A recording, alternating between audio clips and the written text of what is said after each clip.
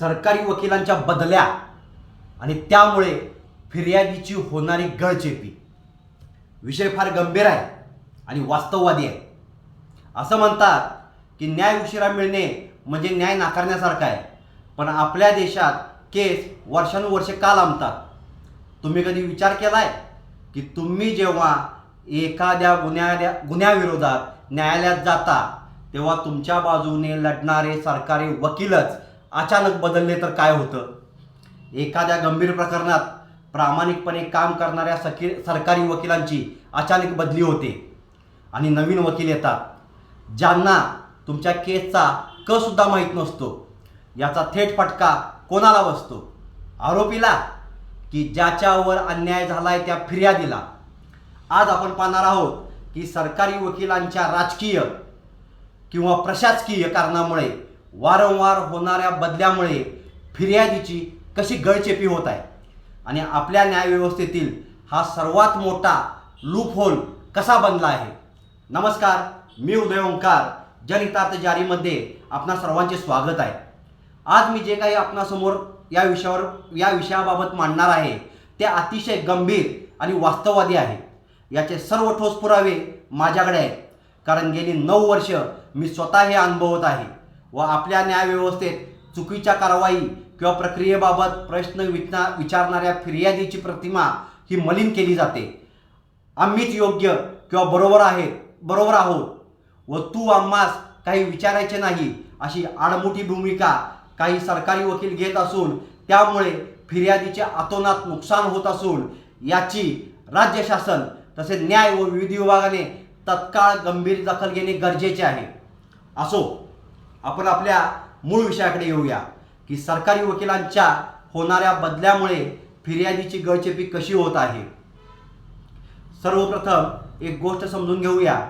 फौजदारी किंवा गुन्हेगारी प्रकरणात पीडित व्यक्ती किंवा फिर्यादी स्वतःचा खाजगी वकील देऊ शकत असला तरी कोर्टात सरकारची आणि पीडिताची बाजू मांडण्यासाठी मुख्य जबाबदारी ही सरकारी वकिलांची असते. कारण कोणताही गुन्हा हा फक्त एका व्यक्तीवर नाही तर समाजावर झालेला गुन्हा मानला जातो. पण जेव्हा या सरकारी वकिलांची अचानक बदली होते तेव्हा संपूर्ण केस एका रात्रीत बदलते. मुख्य मुद्दे: फिर्यादीची कशी होते गळचेपी. आता आपण पाहूया या बदल्यामुळे फिर्यादीला कोणत्या 4 मोठ्या संकटांना सामोरे जावे लागते. संकट क्रमांक 1: केसचा अभ्यास आणि पुराव्यांचे नुकसान.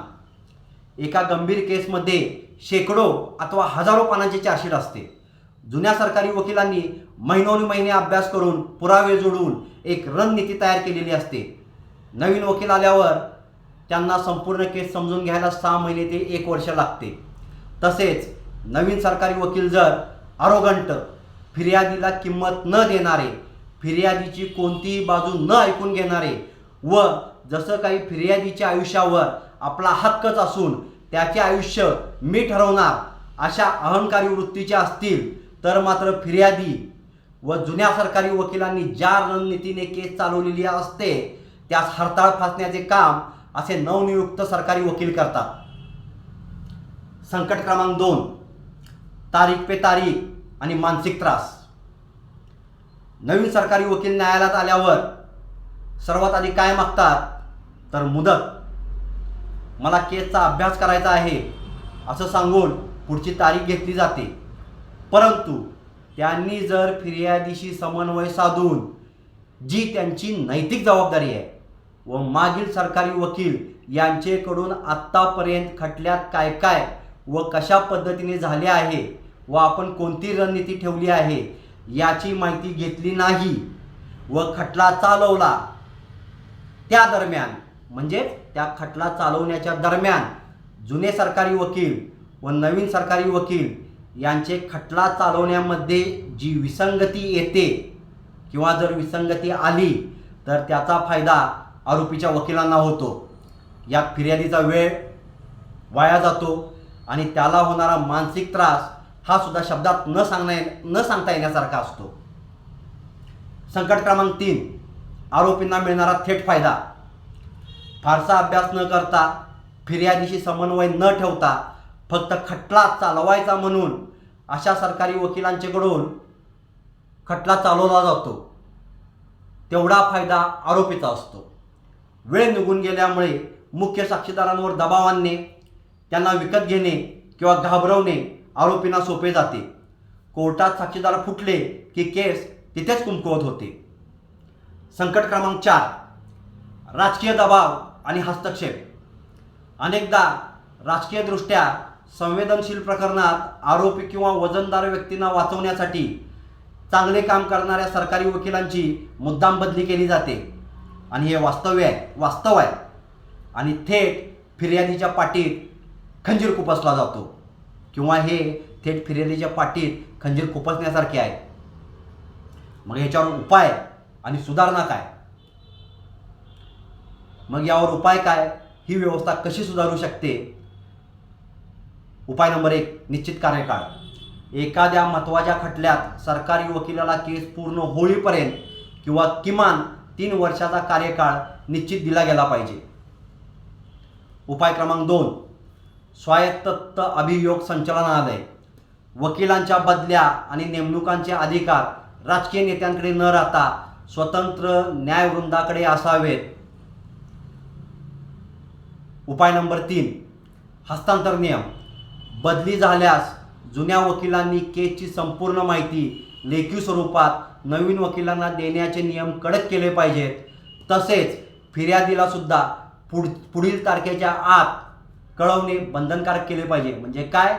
फिर्यादीला सुद्धा कळवले पाहिजे की तुमच्या जुन्या सरकारी वकिलांची बदली झालेली आहे व पुढील तारखेस हे सरकारी वकील नियुक्त केले आहेत. न्यायव्यवस्था ही सामान्य माणसाचा शेवटचा आशास्थान असतो.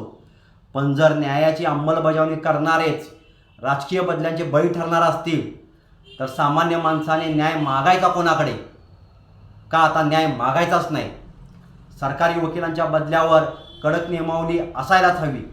अशा बदल्या करत असताना फिर्यादीशी समन्वय साधून नवीन सरकारी वकील नियुक्त करण्याबाबत त्याचे मत विचारात घेतले पाहिजे असे मला ठामपणे वाटते. तुम्हाला काय वाटते? तुमच्या प्रतिक्रिया कमेंट्समध्ये नक्की सांगा. तसेच ज्या ज्या फिर्यादींनी असा त्रास भोगला आहे त्यांनी त्यांचा अनुभव कमेंटमध्ये नक्की सांगा अथवा मला संपर्क करा. महत्त्वाची सूचना, सगळेच सरकारी वकील चुकीचे नाहीत व नसतात, परंतु काही नतभ्रष्ट अहंकारी सरकारी वकील यांचे मूळ फिर्यादीचे अतोनात नुकसान होत आहे. त्यामुळे राज्य शासनाने व न्यायव्यवस्थेने यावर गांभीर्याने योग्य निर्णय घेऊन फिर्यादींना भक्कम आधार देऊन फिर्यादीच्या मूलभूत हक्काचे संरक्षण करण्याची वेळ आली आहे. तसेच प्रत्येक स्थानिक न्यायालयात अशा सरकारी वकिलांवर किंवा अशा सरकारी वकिलांविरुद्ध निर्भयपणे फिर्यादीस तक्रार करण्याची सुविधा उपलब्ध केली पाहिजे व त्याची माहिती न्यायालयाच्या दर्शनी भागात लावली पाहिजे. तसेच प्रश्न विचारणाऱ्या, तक्रार करणाऱ्या, चुकीच्या प्रक्रियेला विरोध करणाऱ्या फिर्यादीची प्रतिमा जाणीवपूर्वक न्यायालयासमोर मलिन करण्याचा प्रयत्न केला जात आहे. त्यास प्रतिबंध केला पाहिजे. आजपर्यंत मी जे अनुभवले आहे ती वस्तुस्थिती मांडण्याचा प्रामाणिक प्रयत्न या व्हिडिओमधून केला आहे.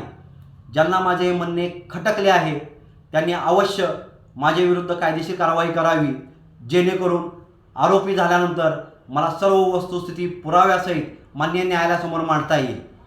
व्हिडिओ आवडला असेल तर लाईक करा, जास्तीत जास्त लोकांपर्यंत शेअर करा आणि अशाच कायदेशीर आणि सामाजिक विषयांच्या विश्लेषणासाठी आमच्या चॅनेलला फॉलो करा, सबस्क्राईब करा.